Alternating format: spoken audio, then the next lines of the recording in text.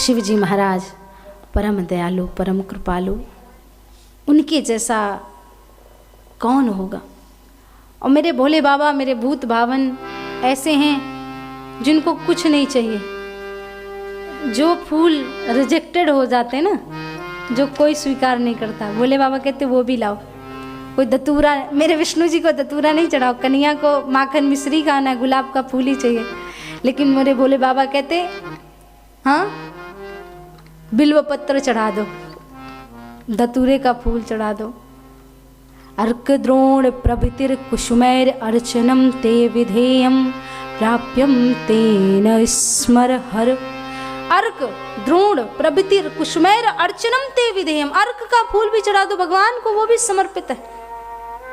मेरे भोले बाबा कभी शिकायत नहीं करते।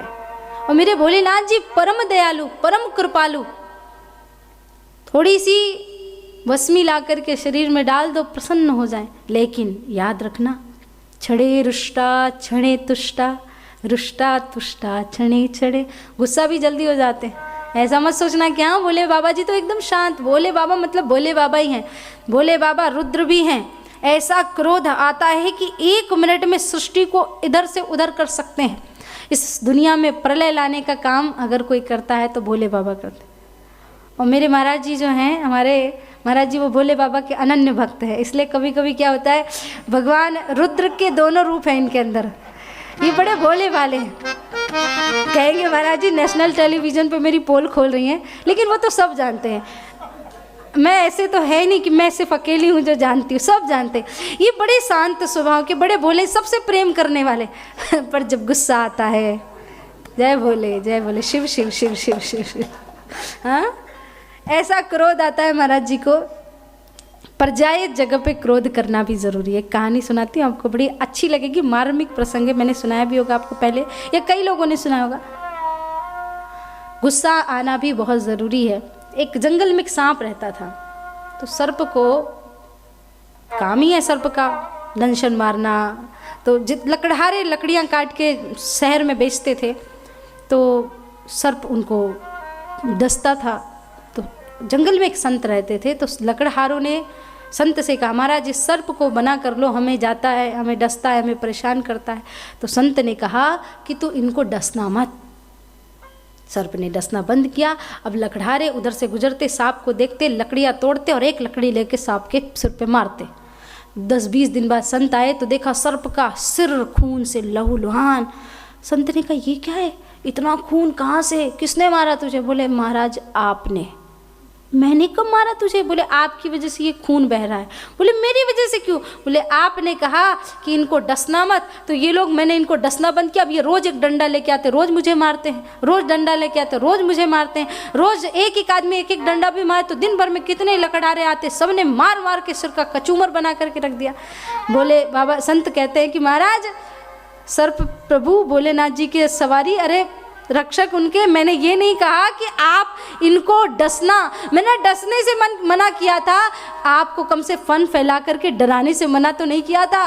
ये दुनिया है, डसना बंद कर दो तो सोचती बड़े दयालु हो, तो डसो तो मत, लेकिन फन फैला करके फुसकारते रहना चाहिए धीरे धीरे, ताकि समझ में भी आए। अब ऐसा तो नहीं बोल सकती, लेकिन महाराज जी थोड़ा थोड़ा गुस्सा इनको आता रहता टाइम टाइम पे। प्रेम से बोलो श्री राधे। राम जी की कथा कर रहे हैं, पर भक्त तो हम राधा रानी के और बाके बिहारी के, इसलिए बीच बीच में कहीं निद्रा देवी व्यवधान ना डाल दे, इसलिए राधे राधे बोलते रहना चाहिए, है ना। अगर वैसे तो मुझे सब बड़े प्रॉपर अच्छे से दिखाई दे रहा है, कोई सो नहीं सकता, पर कोई सो भी जाए और आपके बाजू में बैठा है तो थोड़ा सा ऐसा हल्का सा धक्का मार देना, ज़्यादा जोर से मत मारना। हाँ, पता चले राम कथा चल रही, रामायण हो रही है और आप महाभारत शुरू करा दो, है ना। बोलो बांके बिहारी लाल की, भोलेनाथ भगवान की छड़े रुष्टा छड़े तुष्टा, रुष्टा तुष्टा छड़े छड़े। भोलेनाथ जी का स्वभाव है, और जो भी समर्पित कर दो प्रेम से प्रसन्न हो जाते भोलेनाथ जी। ऐसा नहीं कि ये चाहिए वो चाहिए, क्योंकि हृदय में राम राम रख करके भोलेनाथ जी महाराज भजन करते। भोलेनाथ जी के परम अनन्य भक्तों में से भोलेनाथ जी क्या शिक्षा देते मैं आपको बताती हूँ। संत एकनाथ जी महाराज महाराष्ट्र के एक बड़े प्रसिद्ध संत हुए एकनाथ जी, भगवान के बड़े भक्त थे। गंगोत्री से जल ला करके रामेश्वरम जा रहे थे चढ़ाने के लिए। रामेश्वरम में पहुँचते ही रामेश्वरम के बाहर उन्होंने देखा कि एक गधा प्यास से 4-5 दिन से एकदम गिर रहा है उस स्थान पे। तो एकनाथ जी अपना जो जल था उसको पिलाने लगे। लोगों ने कहा कि पागल है क्या, गंगोत्री से चल के इतनी दूर से जल लेकर के आया है और रामेश्वरम में आकर के अब इतनी पास में बचाए चल के रामेश्वरम भगवान को जल पिला, ना कि इस गधे को जल पिला रहा है। एकनाथ जी महाराज ने कहा तुम्हें क्या पता, वहाँ पे तो तुम भगवान की मूर्ति को या शिवलिंग को जल पिलाओगे, पर मेरे रामेश्वरम भगवान तो साक्षात रूप आकर के मुझसे जल पी रहे हैं। उनको तो उस गधे में भी, उस स्थान में भी, उस हर सृष्टि के एक प्राणी में भगवान शिव के दर्शन होने लगे। भगवान शिव कह रहे हैं यहाँ आके मुझे जल चढ़ाओ, और बाहर कोई प्यास से तड़प रहा है और उसको पानी नहीं दो तो मुझे जल पिलाने से कोई मतलब नहीं। मुझे यहाँ के फल चढ़ा रहे हो, और अगर तुम्हारे घर के आसपास देखो कोई भूखा है तो मुझे फल खिलाने से कोई मतलब नहीं। अपने यहाँ आकर के मेरे पास खूब माथा रगड़ते हो, खूब मुझे प्रणाम करते हो, और घर में खुद के माता पिता को अगर गालियाँ देते हो, उनसे प्रेम नहीं करते, तो मुझे प्रणाम करने से मेरी पूजा करने का कोई फल नहीं है। शिव को मानना है तो शिव के बनाए हुए लोगों को भी अपनाओ। शिव कहते हैं मेरी जो मूर्ति है, मेरा शिवलिंग किसने बनाया? किसी मनुष्य ने, किसी कारीगर ने ही बनाया। लेकिन ये मूर्तियाँ किसने बनाई? ये साक्षात भगवान ने बनाई। भगवान भी कहते वाह रे मनुष्य अपनी बनाई हुई मूर्तियों से तो बड़ा प्यार करता है और मेरी बनाई हुई मूर्तियों से नफरत करता है, ईर्ष्या करता है, द्वेष करता है। भगवान कहते हैं मेरी बनाई हुई मूर्तियों से जिस दिन प्रेम करना शुरू कर देगा, मैं भी तुझसे अनन्य प्रेम करूँगा।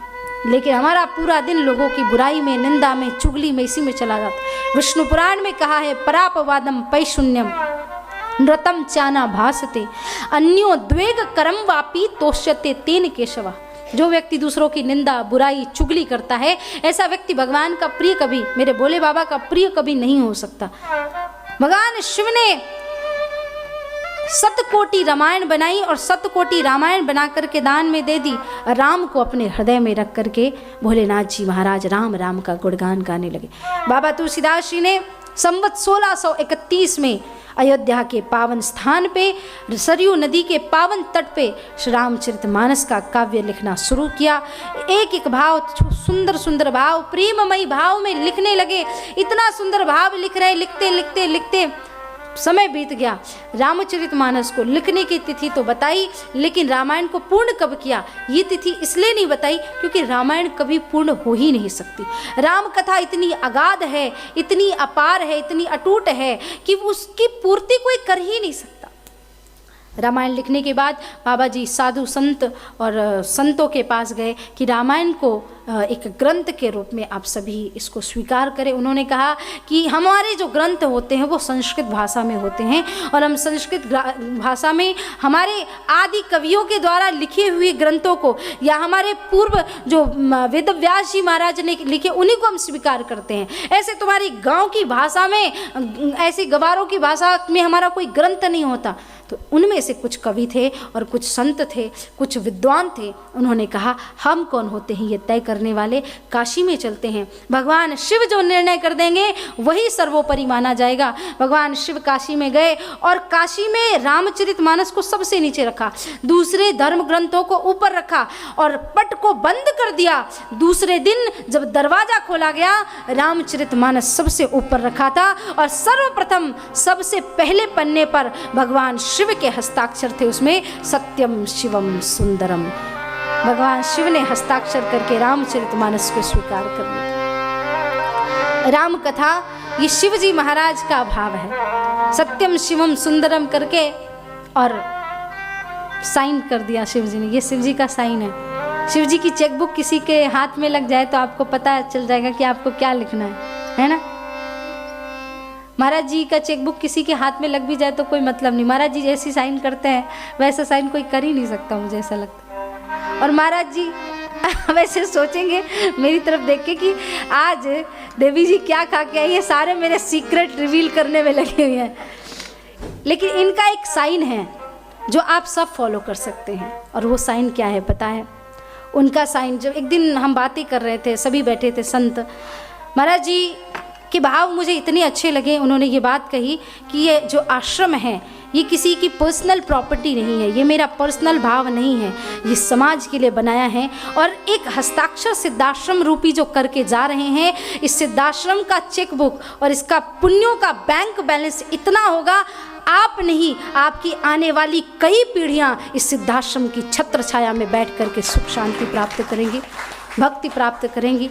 संतों के हस्ताक्षर तो होते हैं समाज की रक्षा के लिए। वैसे ही शिव जी ने सत्यम शिवम सुंदरम करके रामायण को अपना लिया।